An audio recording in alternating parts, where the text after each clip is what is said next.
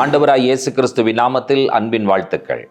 December உடனே நமக்கு ஞாபகம் வருவது நம்முடைய ஆண்டவராய் இயேசு கிறிஸ்துவினுடைய அற்புதமான பிறப்பு. இந்த மாதம் முழுவதும் நம்முடைய கர்த்தரின் குணாதிசயங்கள், அதாவது யெகோவா, எலோஹிம், எல்ஷடாய், இவைகள் எல்லாம் ஆண்டவரனுடைய குணாதிசயங்கள் என்று சொல்லி நாம் வேதத்தில் வாசிக்கிறோம். கர்த்தரின் நாமம் யெகோவா, அதற்குள் இருக்கும் குணாதிசயங்கள் அன்புள்ளவர், இரக்கமுள்ளவர், அதிசயமானவர், இப்படி பல பெயர்கள் இருக்கிறது. இவைகளை இந்த மாதம் முழுவதும் தியானிக்கப் போகிறோம்.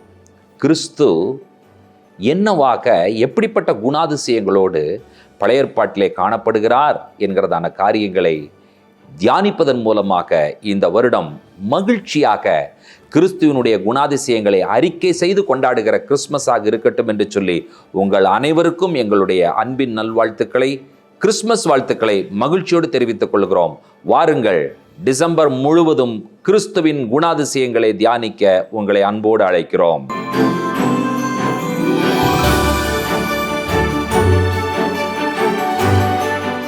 ஆண்டவராய் இயேசு கிறிஸ்துவின் நாமத்தில் அன்பின் வாழ்த்துக்கள். யெகோவா, அவருடைய பர்சனல் நேம் யோத்கே பாவ்கே. அவர் யார்?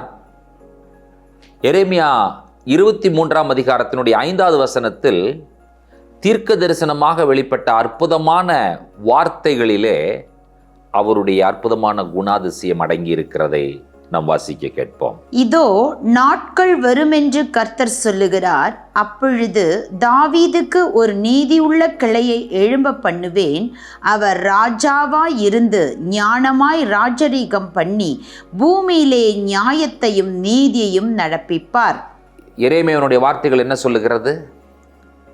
அந்நாட்களிலே தாவீதுக்கு ஒரு நீதி உள்ள கிளையை ஆண்டவர் எழும்ப பண்ணுவார். அவர் ராஜாவாய் இருப்பார். பூமியிலே நீதியும் நியாயத்தையும் நிறைவேற்றுவார். அவர் ராஜாவாயிருந்து நீதியும் நியாயத்தை நிறைவேற்றுகிறவர். 23 எரேமியா 6ஆம் வசனம் என்ன சொல்லுகிறது? அவர் நாட்களில் யூதா ரட்சிக்கப்படும், இஸ்ரவேல் சுகமாய் வாசம் பண்ணும். அவருக்கு இடும் நாமம் நமது நீதியாயிருக்கிற கர்த்தர் என்பதே. யூதா ரட்சிக்கப்படும், இஸ்ரவேல் சுகமாய் வாசம் பண்ணும். இப்போ அவருக்கு ஒரு நாமம், ஒரு பேர் கொடுக்குறாங்க பாருங்க. நமது நீதியாயிருக்கிற கர்த்தர்.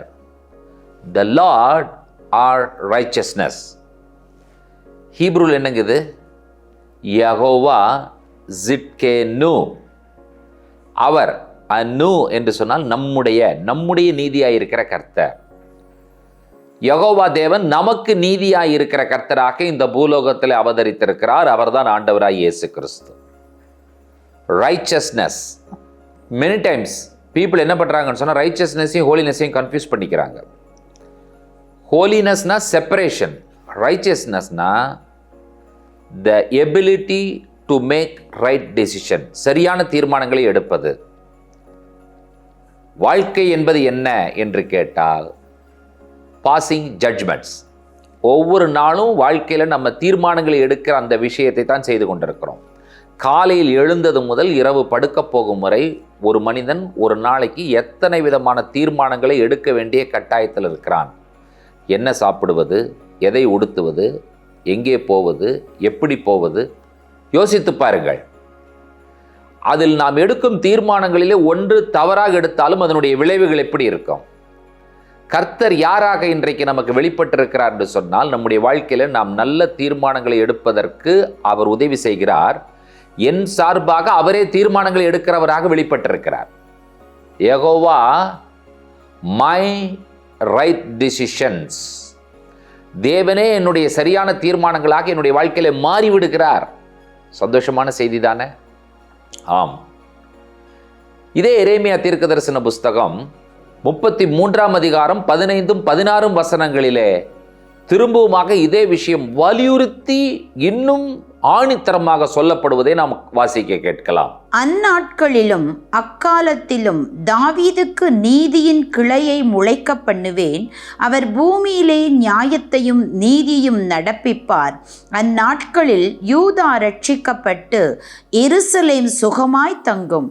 அவர் எங்கள் நீதியாயிருக்கிற கர்த்தர் என்பது அவருடைய நாமம். அவருக்கு பேரே நீதியான கிளை. இஸ்ரவேலும் யூதாவும் ரட்சிக்கப்படும் சுகமாயிருக்கும்.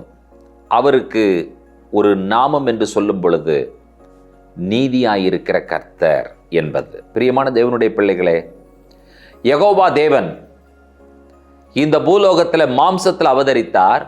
அவர் ஆண்டவராய் இயேசு கிறிஸ்து. அவருக்கு ஒரு பேர் இருக்கிறது, ஒரு நாமம் இருக்கிறது, ஒரு குணாதிசயம் இருக்கிறது. அது என்னன்னு கேட்டிங்கன்னா யெகோவா ஜிட்கேனு. ஜாடேக் என்றதான வார்த்தைக்கு ரைச்சஸ்னஸ், நீதி, ஜாடேக். ஆதி ஆகமத்தில் ஒரு பெயர் வருகிறது, மெல்கி ஜாடேக். அப்படின்னு என்ன பொருள்? மெலக் என்று சொன்னால் கிங், ராஜா. மெலக்கி, மை கிங். ஜாடேக், ரைச்சஸ்னஸ், நீதி. மெல்கி ஜடேக், என்னுடைய ராஜா நீதி உள்ளவர். அதுதான் அதனுடைய பொருள்.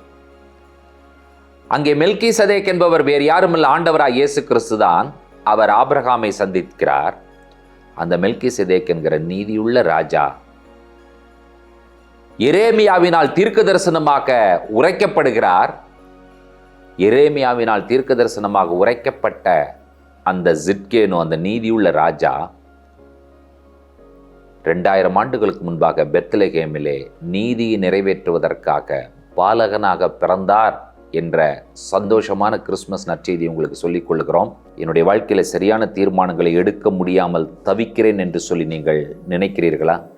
இன்றைக்கு உங்களுக்கான நற்செய்தி, யெகோவா தேவன் ஜாடேக்காக, நீதியாக, ஜிட்கேனுவாக, நமக்கு நீதி செய்கிறவராக பிறந்திருக்கிறார் என்கிற சந்தோஷமான செய்தியை சொல்லுகிறோம். வாருங்கள், யெகோவா ஜிட்கேனுவுக்கு நன்றி சொல்வோம். பரிசுத்தமும் கிருபையும் இரக்கும் நீதி நிறைந்த எங்கள் அன்பின் ஆண்டவரே, இந்த ஆசீர்வதிக்கப்பட்ட அற்புதமான காலை பொழுதிலே எங்களுக்கு நீதி செய்கிற, எங்களுக்கு நீதியாயிருக்கிற ஒரு தேவன் இந்த உலகத்தில் நீர் அவதரித்திருக்கிறீர். 2000 ஆண்டுகளுக்கு முன்பாக அவதரித்தீர். பாவம் இல்லாதவராக அவதரித்தீர். கன்னி மரியாளினுடைய வயிற்றில் அவதரித்தீர். அப்பத்தின் வீட்டில் நீர் பிறந்தீர். எங்களுக்கெல்லாம் நீர் நீதி செய்கிற தேவன். உமக்கு நன்றி சொல்லுகிறோம். உம்முடைய அற்புதமான பிறப்பிற்காக நாங்கள் உமக்கு ஸ்தோத்திரங்களை சொல்லுகிறோம். உம்முடைய பிறப்பு எங்களுடைய வாழ்க்கையிலே நீதிகளை நிறைவேற்ற உதவி செய்தது. நாங்கள் நீதிமான்களாய் மாறுவதற்கு இது உதவி செய்திருக்கிறது. அதற்காக நன்றி சொல்லுகிறோம். துதி கனமை உமக்கே ஏறெடுக்கிறோம். இயேசு கிறிஸ்துவின் நாமத்தில் வேண்டுகிறோம் பிதாவே. ஆமேன், ஆமேன். நம்முடைய கர்த்தராகிய இயேசு கிறிஸ்துவின் கிருபையும் பிதாவாகிய தேவனுடைய அன்பும் பரிசுத்த தேவாவியானவருடைய அந்யோன்ய ஐக்கியமும் சிநேகமும் நம்முடையோடும் கூட கர்த்தருடைய வருகை பரியந்தம் நீடித்து நிலைத்திருப்பதாக. ஆமேன், ஆமேன். தேவ கிருபையும் சமாதானமும் பெருகுவதாக. ஷலோம்.